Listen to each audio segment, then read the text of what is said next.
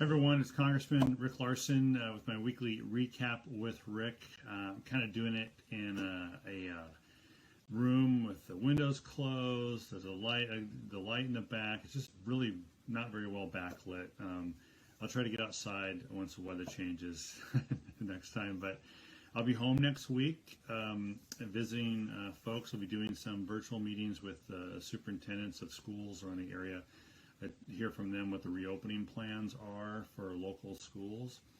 I'll be visiting with the Whidbey Audubon Society to talk to them about my continued work to save the Migratory Bird Treaty Act, and so I'll be home. So look for those events as they come up. But this past week, obviously, very exciting week where democracy prevailed, and we inaugurated the 46th and 40th President of the United States and 49th Vice President of the United States, President Joe Biden and Vice President Kamala Harris. A very exciting time.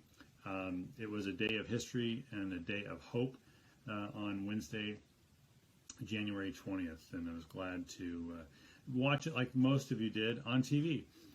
But very excited, and the Biden-Harris team got to work immediately.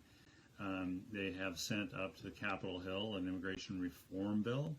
On Friday, President Biden discussed the America Rescue Plan, which is their plan to help turn the economy around.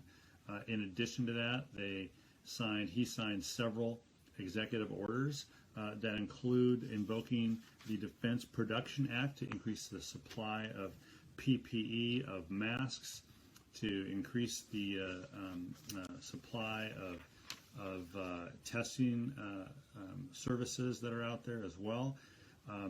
They also passed a federal mask mandate. It's a 100-day mask mandate. We rejoined the World Health Organization because the U.S. must be a leader on health and global health and fighting the pandemic.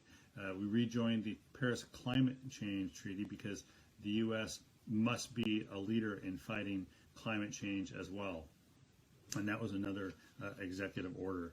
A few things as well.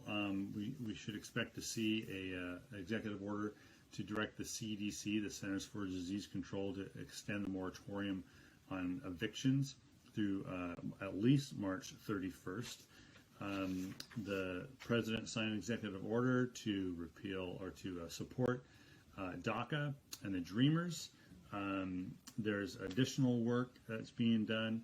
He directed FEMA, Federal Emergency Management Agency, to open up 100 community vaccination sites. We really need to get people vaccinated and get the supplies out there. So there is a very extreme focus on pandemic relief, and that includes vaccinations, includes testing, includes help for schools, includes a lot of things, and economic relief. And economic relief not only means what we can do now, but the investments that we need to make in the future, especially on things like transportation and basic research, into housing, affordable housing, and lots of other infrastructure as well. So just stay tuned. It's been a busy time. I look forward to working well with all of you over the next several years. And again, this is the weekly recap with Rick. Thanks for joining me. Bye.